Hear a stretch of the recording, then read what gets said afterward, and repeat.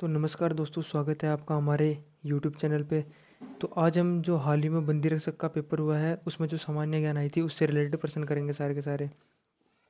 तो देखिए 21 प्रश्न आया था हमारा, निम्नलिखित में से कौन एक मराठी राष्ट्रवादी लेखक था। तो इसका आंसर आपका हो जाएगा बी, जो विष्णु शास्त्री चिपलूणकर थे वो आपके राष्ट्रवादी लेखक थे।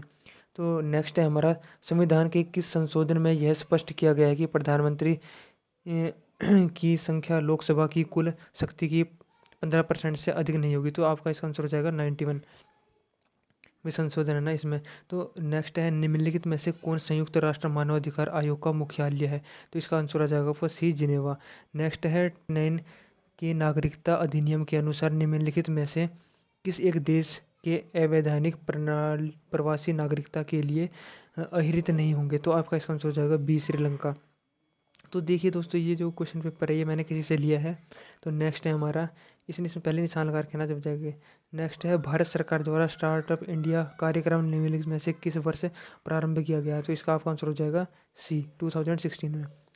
तो नेक्स्ट है, भारत सरकार योजना आयोग के अंतिम अध्यक्ष कौन थे। तो ध्यान देना दोस्तों, अध्यक्ष पूछ रखा है इसमें, उपाध्यक्ष नहीं पूछ रखा। तो इसका आपका इसका आंसर हो जाएगा बी, नरेंद्र मोदी। नेक्स्ट है हमारा, निम्नलिखित में से किस वर्ष भारत में पेटेंट अधिनियम लागू किया गया। तो इसका आपका आंसर हो जाएगा बी, 1970 में। नेक्स्ट है, भारत में प्रथम पंचवर्षीय योजना निम्नलिखित में से किस वर्ष प्रारंभ की गई। तो इसका आपका आंसर हो जाएगा डी, 1951 में। नेक्स्ट है हमारा, भारत सरकार द्वारा 20 सूत्रीय कार्यक्रम निम्नलिखित में से किस वर्ष प्रारंभ किया गया। तो इसका आपका आंसर हो जाएगा 1975। नेक्स्ट है हमारा, इंडन गार्डन मैदान कहाँ है। तो इसका आपका आंसर हो जाएगा सी, कलकत्ता में है। नेक्स्ट है, मेलबोर्न क्रिकेट क्लब मैदान किस देश में है। तो इसका आपका आंसर हो जाएगा डी, ऑस्ट्रेलिया में। नेक्स्ट है, पेले किस खेल से संबंधित है।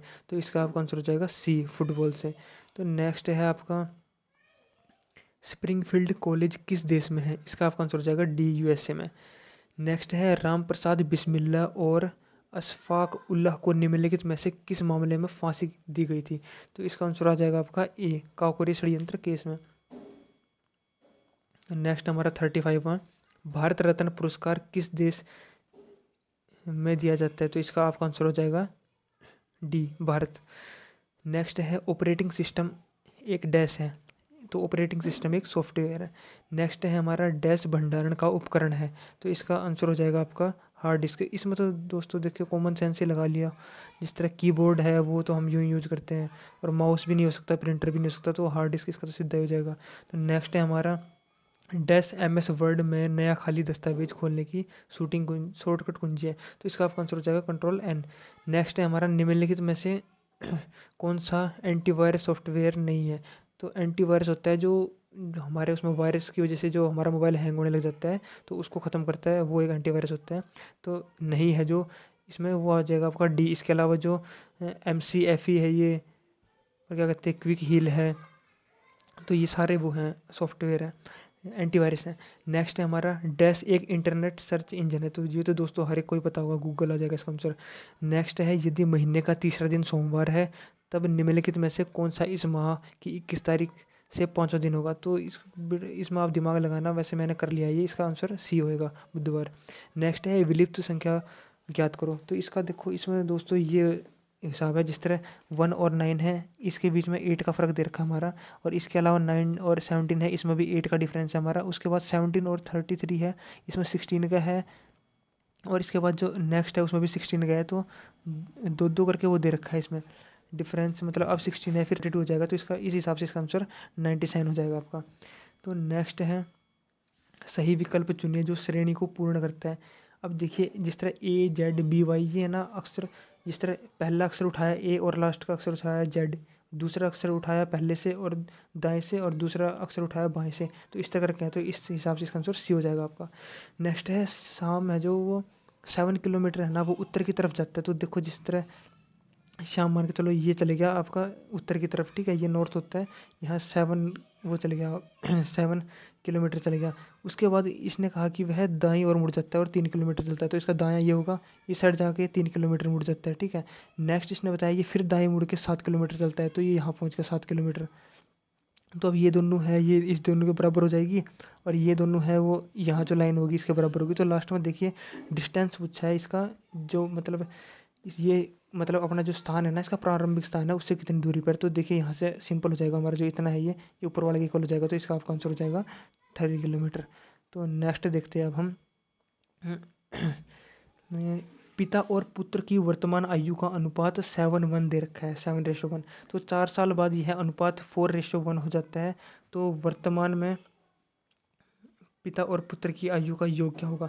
तो इसका आंसर देखो दोस्तों तो 32 होगा, वैसे UKPSC का आएगा वो बताएगा। नेक्स्ट हमारा स्कूल ऑफ लिपीज किस देश में है, तो ये आ जाएगा जर्मनी में आपका।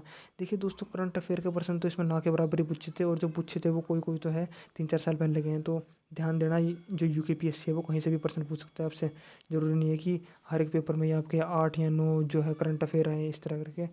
तो आप 47वां क्वेश्चन देखो आप। तो A × B का अर्थ बता रखा है कि बी है वो ए की माँ है। तो इस हिसाब से दोस्तों ये जो पर्सन है इसका आपका आंसर 32 होगा। वैसे जब मेरे हिसाब से 32 होगा, वैसे जब UPSC UK SSS का आएगा ना, उसमें UKPSC का आएगा वो बताएगा। नेक्स्ट हमारा स्कूल ऑफ लिपीज किस देश में है, तो ये आ जाएगा जर्मनी में आपका। देखिए दोस्तों करंट अफेयर के पर्सन तो इसमें ना के बराबर ही पूछे थे, और जो पूछे थे वो कोई कोई तो है 3-4 साल पहले लगे हैं। तो ध्यान देना, जो UKPSC है वो कहीं से भी पर्सन पूछ सकता है आपसे, ज़रूरी नहीं है कि हर एक पेपर में ये आपके 8 या 9 जो है करंट अफेयर आए इस तरह करके। तो आप 47वां क्वेश्चन देखो आप। तो A × B का अर्थ बता रखा है कि बी है वो ए की माँ है। तो इस हिसाब से दोस्तों ये जो पर्सन है इसका आपका आंसर होगा C करके देखना, वैसे से मैंने कर रखा है। तो नेक्स्ट हमारा मृच्छ कटिकम किसने लिखी है, तो ये लिखी है शूद्रक ने। नेक्स्ट है सातवाहन वंश का संस्थापक कौन था, तो इसका आंसर हो जाएगा सिमुक। इससे पहले जो बनाया था ना उसको इस सिमुक ने जहर दे के मार दिया था शायद, या षड्यंत्र से मारा था पता नहीं, उसके बाद ये सिमुक बना था। नेक्स्ट है हमारा 50, अकबर ने दीन ए इलाही की शुरुआत किस वर्ष की थी, तो इसका आंसर हो जाएगा आपका C 1582 में। नेक्स्ट है आपका निम्नलिखित में से कौन कैबिनेट मिशन 1946 का सदस्य नहीं है, तो जो पैथिक लॉरेंस थे ये भी थे, AB अलेक्जेंडर ये भी थे, जो ये है स्टेफर्ड क्रिप्स ये भी थे। तो C आ जाएगा इसका आंसर आपका। नेक्स्ट है हमारा 1905 में बंगाल विभाजन के समय भारत का वायसराय कौन था, तो इसका आंसर हो जाएगा लॉर्ड कर्जन। नेक्स्ट है सोशल कॉन्ट्रैक्ट नामक पुस्तक किसने लिखी थी, तो इसका आंसर हो जाएगा आपका D रूसो, ये तो पहले ही पूछा गया शायद। नेक्स्ट है बेला डेलिया निम्नलिखित में से किस खनिज के लिए प्रसिद्ध है, तो ये तो दोस्तों सबको पता है, लोहा एसिड के लिए। नेक्स्ट है आपका यू आकार की घाटी का निर्माण निम्नलिखित में से कौन सा भू आकृति करता है, तो इसका आपका आंसर हो जाएगा A हिमानी करता है। नेक्स्ट है 56 आपका निम्नलिखित में से किस भारतीय राज्य की सबसे लंबी तटरेखा है, तो इसका आंसर हो जाएगा आपका D गुजरात की। नेक्स्ट है गुरु शिखर डैश में स्थित है, तो ये आप जाएगा आपका अरावली पहाड़ी की, और ये सबसे ऊंची चोटी है शायद, देखना। दूसरा है वेदा जनजाति डैश में पाई जाती है, तो इसका आंसर हो जाएगा D श्रीलंका। नेक्स्ट है 1878 का वर्नाकुलर प्रेस एक्ट जब पारित किया गया उस वक्त भारत के गवर्नर जनरल एवं वायसराय कौन थे, तो इसका आपका आंसर हो जाएगा B लॉर्ड लिटन। नेक्स्ट है आपका निम्न चित्रानुसार बताइए कि कितने शिक्षित बेरोजगार है, तो देखिए किसी किसी ने दोस्तों इसका आंसर कोई कोई लिख के आया है, जिस तरह 11,836 इन सारों को किसी ने ऐड कर दिया, किसी ने आगे शिक्षित लिखा हुआ नहीं देखा। ये शिक्षित जरूरी है ना, इसकी वजह से पता चलता है। तो इसमें देखिए आपको जो ट्रायंगल में दे रखे हैं तो वो शिक्षित युवा दे रखे हैं, और ये जो क्या कहते हैं सर्कल में दे रखे हैं ये रोजगार वाले हैं। तो इसने शिक्षित पूछा है, तो शिक्षित ट्रायंगल के अंदर 6 और 3 तो रोजगार वाले के अंदर आ गए, तो बचे हुए रह गए जो 11 और 8 है। 11 और 8 का जोड़ हो जाएगा आपका 19, तो इसका आंसर हो जाएगा 19। तो देखिए दोस्तों ये थे हमारे सामान्य ज्ञान से रिलेटेड जो पर्सन थे। बाकी नेक्स्ट वीडियो में हम उत्तराखंड जीके और एक वीडियो हिंदी की भी बनाएंगे। तो देखिए आपको कितना सही है, कितना स्कोर किया आपने। Thank you.